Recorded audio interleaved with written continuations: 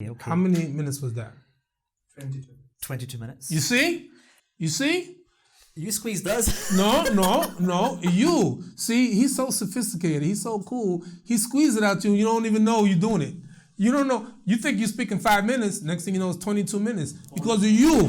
Allah, Allah, Allah, Allah, Allah, Allah, Allah, Allah. This episode is sponsored by Deen and Dunya, Scotland's Islamic lifestyle store, providing Scottish Muslims with unique products to help practice their faith. Allah, Allah, Allah, Allah, Allah.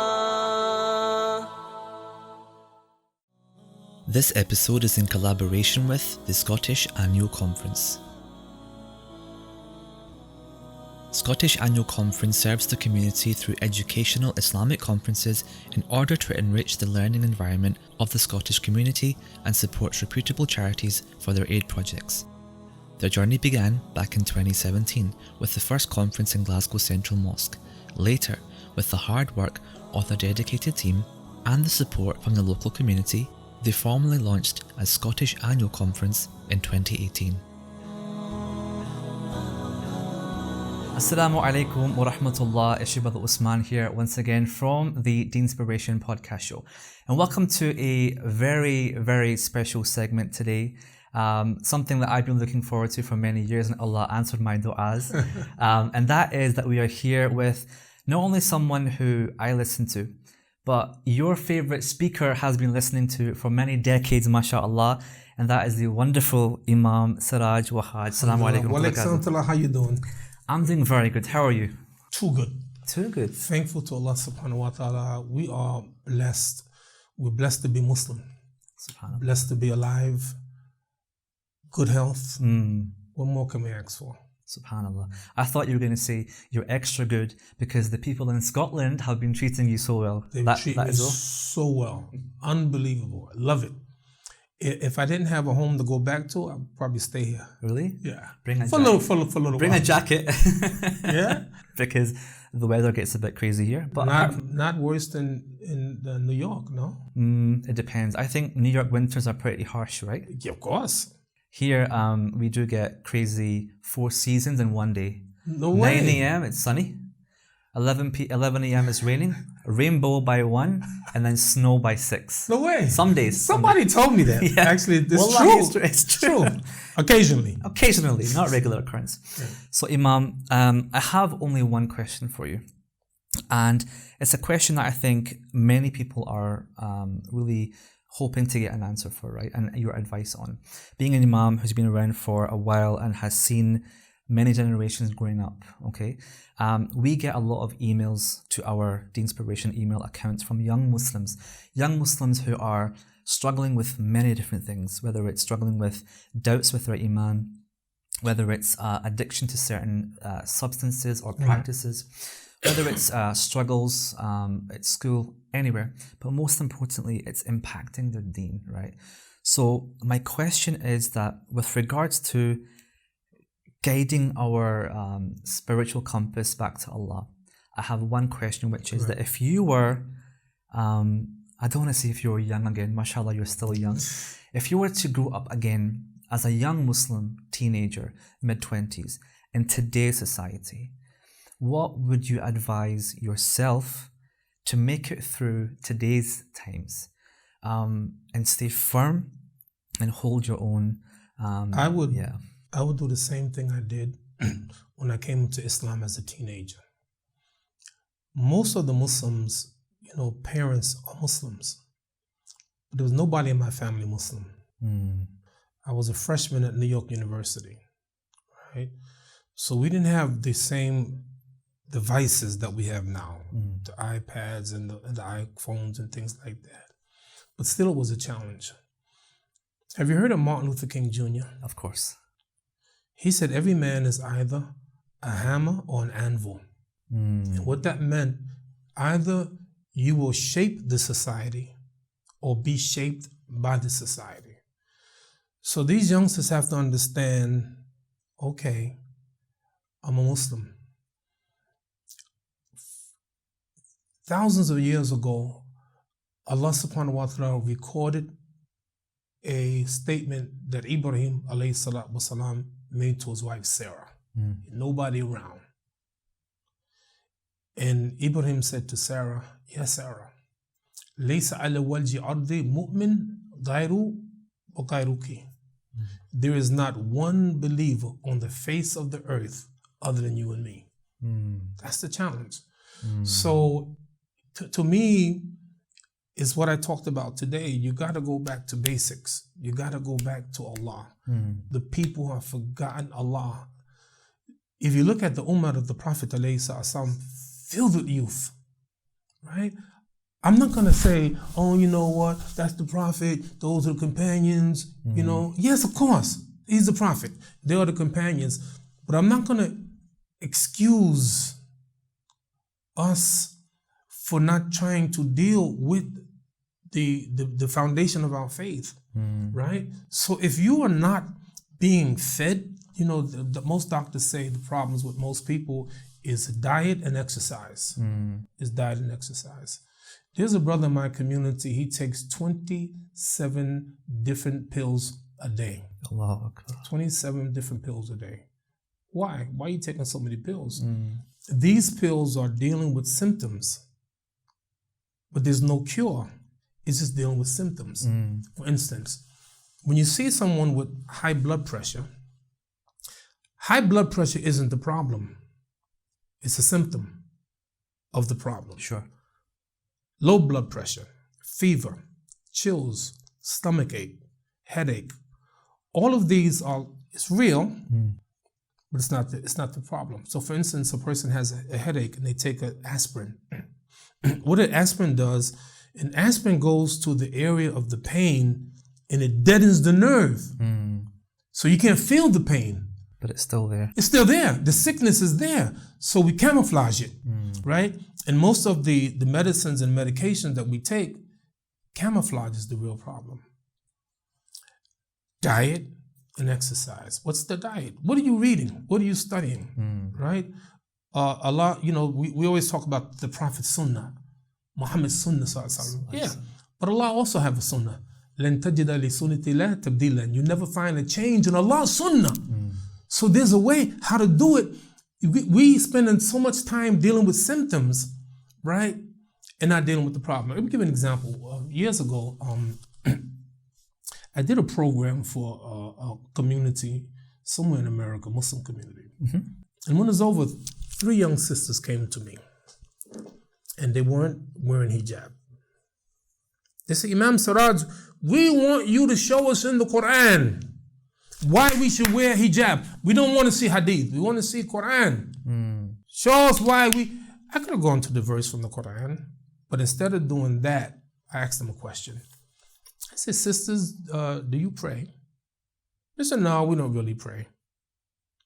I said, do you find in Quran you should pray? Yeah, many places.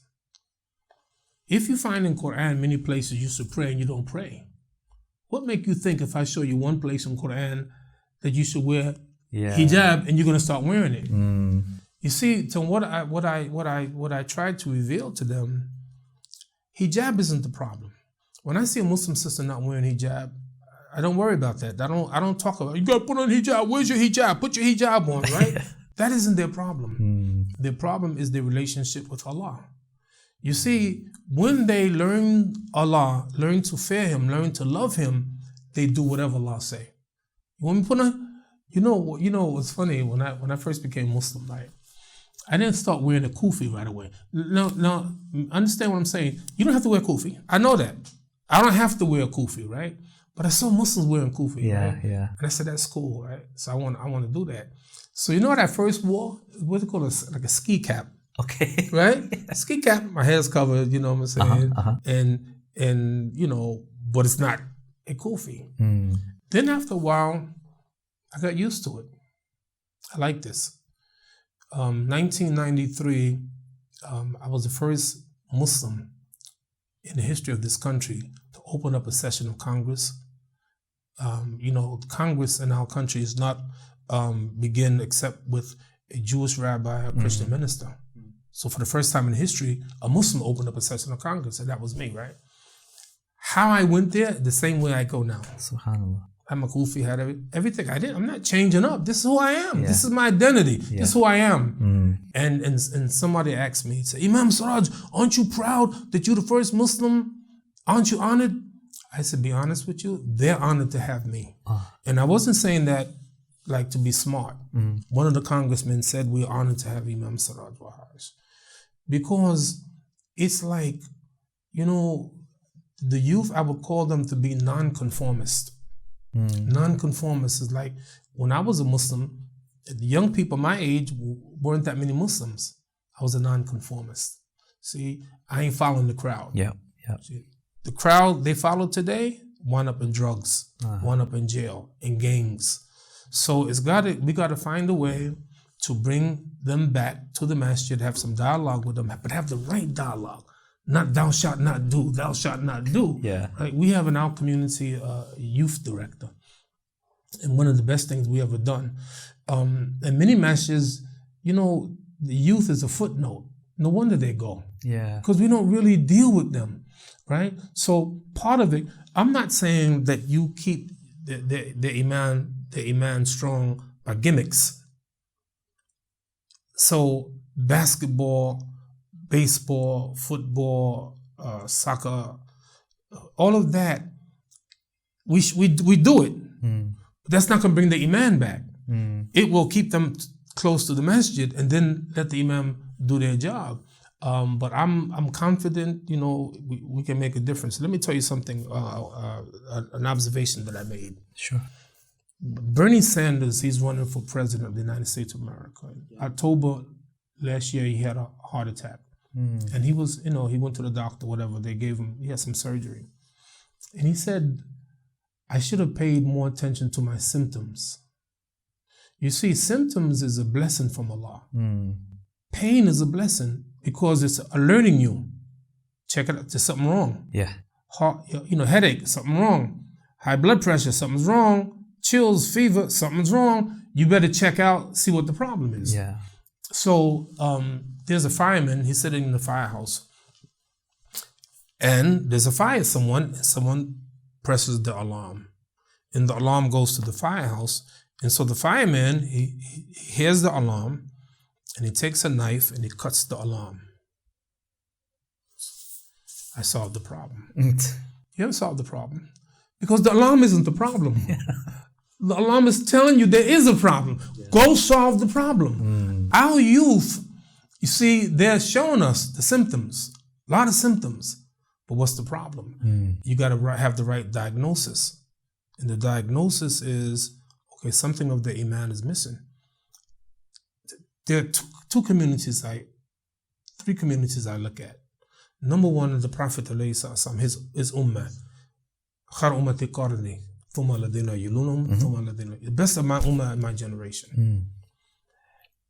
Because a lot of youth around the Prophet, more than people can imagine. They don't think about it. Many of them, I can even say a majority of them were young, right? What made them so strong? So we got to try to figure that out. Years ago in the church, they were losing congregation. People were leaving the church. The youth was leaving the church. So you know what they did? They brought into the church music. Okay. Right? Thinking that would get the youth. Oh, we bring some music, you know, we attract the youth. The second people I look at, Alladina min qablikum, those who came before you. If you look at the people of the book right now, losing an enormous amount of their youth. What happened? Study the Prophet, study them, study us. What's going on? Last few years. Is it more Muslims going to college, higher education, losing their faith, you know, have doubts about their faith because of their professors, you know, challenging their belief.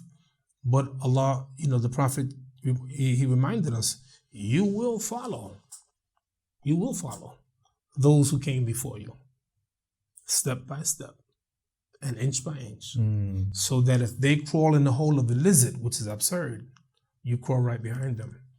So that's what's happening we are running from the truth to all of these things that people are being exposed to. What are they being exposed to? This generation is different. You guys are different from my generation, right? You see these pens in many here? ways, yeah. I'm old school. Yeah. Give me a book, right? And, give me a notebook. I write notes. My idea of a vacation, give me some books in a corner. Okay. I'm good. Alhamdulillah. Hours and hours. My love, my passion is reading, studying, and learning, right? So what happens is that this generation is different. My granddaughter, 3 years old. MashaAllah. One day I'm on my iPad, right? And I'm about to go to Wi-Fi. And she said, Grandpa, what are you doing? How do you tell a 3-year-old that you're going to go on Wi-Fi? So I fumbled it. Okay.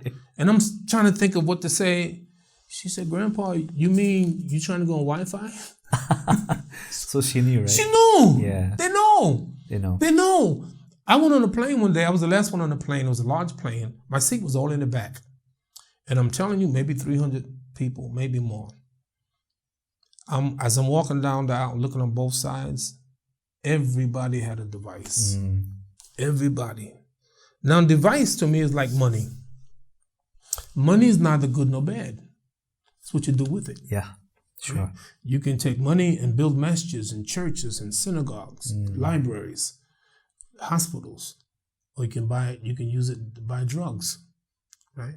So devices aren't necessarily bad. They're good, but where are you going? Yeah. What address are you going to? See, I'm on my iPad every day studying Quran, studying Hadith, studying scholars, it's tremendous. Yes. Other people getting lost in those devices. So the problem isn't the device. The problem is us not applying the good that you can get from it. That's it, and it's like television. Some scholars say, oh, television is haram. No, it's not haram. There are good things, a good program. I learned so much. So some good, if you know how to navigate and go, So I know I told you I talked a lot, but basically I'm saying is that attention. We need focus. We need our leaders to talk about it. In the past, we didn't talk about the youth so much. We took them for granted, right? Studied the Muslim schools. Look at the trends. When you study the Catholic schools in America, for instance, you see dramatic decline in private religious schools. Over the years, Muslims have, like in New York City, we have 35 full-time Muslim schools. Okay. Right? So is it declining or is it increasing? One more thing. To me, there are two symptoms of a sick, troubled jama'ah. Two things that I look for. Number one, I look at the youth. If you're in a masjid and you see few youth, then you know that the congregation is in trouble. 2 years ago, I was in Detroit, and I did a program for the oldest masjid in Detroit. The oldest masjid has two meanings. Number one, it's the first masjid. So that masjid was the oldest masjid in Detroit. The second meaning is a literal meaning. They call that masjid the geriatric masjid. Average age, 80 years old. Ah, really? Yeah, no, really. May Allah bless them though. I know, right? I know what you're saying. But yeah, nothing but chairs. Where the youth? It's a matter of time. That community is finished because where's the youth? So to me, one of the signs of the sickness of the masjid and the jama'ah and the ummah is when the youth go. Number two, and again, this is my opinion after my study, when you find a decrease in the number of reverts, converts, it's problematic. It shows a decline. Because if you look at the Prophet, almost all of them are converts. Yes. All of them are converts. Yes. So that means they're doing something, right? If you look at the Battle of Uhud, one of the most devastating battles, maybe the most devastating, that Aisha radiallahu anha said, Ya Rasulullah, halata alayka yawman kana ashadda min yawm Uhud? Was the day even more difficult than Uhud? And he said, yeah, and he explained what it was. But look how many Muslims died in Uhud, and it was like, not only did they lose the battle, but they lost the battle when they had the battle won. Yes. It was like right there. All they had to do, obey the Prophet, they won the battle, right? So my point is, look at the Battle of Uhud, most devastating battle. Who was the commander of Uhud? Abu Sufyan ibn Harb. He becomes Muslim. The commander of the right flank, Khalid ibn Walid. He becomes Muslim. The commander of the left flank, Ikram ibn Abi Jahli. He becomes Muslim. The commander of the cavalry, Amr ibn al-As. He becomes Muslim. Yes. So many of these people used to fight against Islam, now become Muslims because they engaging, they're going out. We're not doing that. We stopped doing that by and large. The dawah is not there. And so it's just the community. And if we are blessed, the youth will stay. But it's a lot of work. I mean, it needs attention. Sure. It needs people focusing their minds, smarter people than me. But it means that you sit down, you talk about it. 2 weeks ago, I was in Toronto. We had they call it the family summit. Okay.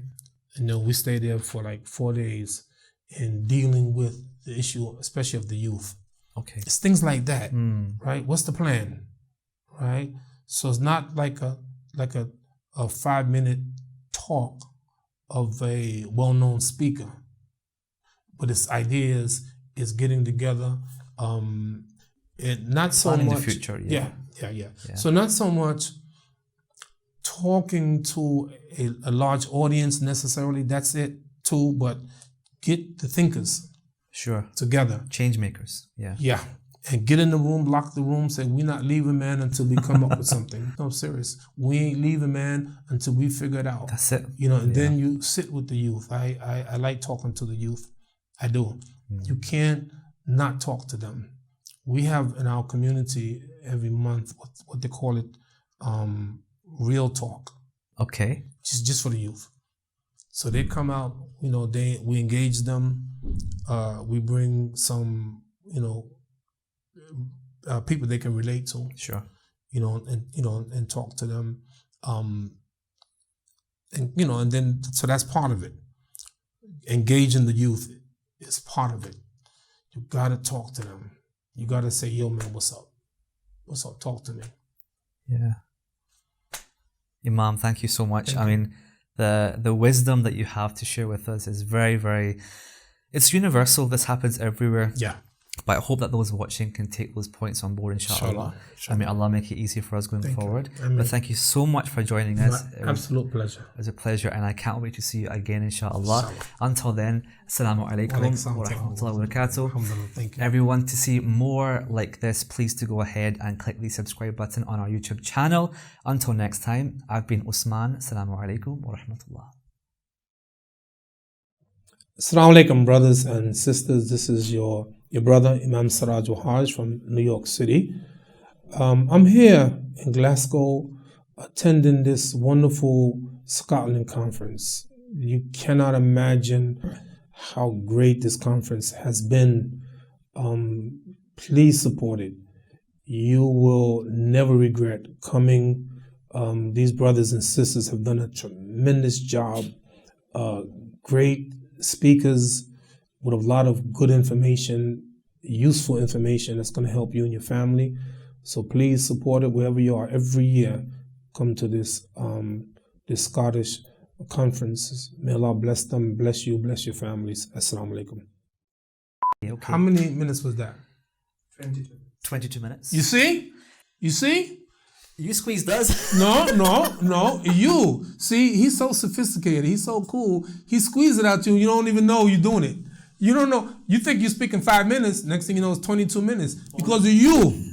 I know how you do. Do you know, I said to... Alhamdulillah. You're smart guy. I figured it out. See, you didn't figure it out yet. I figured it out. Years you haven't figured I was looking at the time, but I was so inspired by the topic. Let's keep it going. out.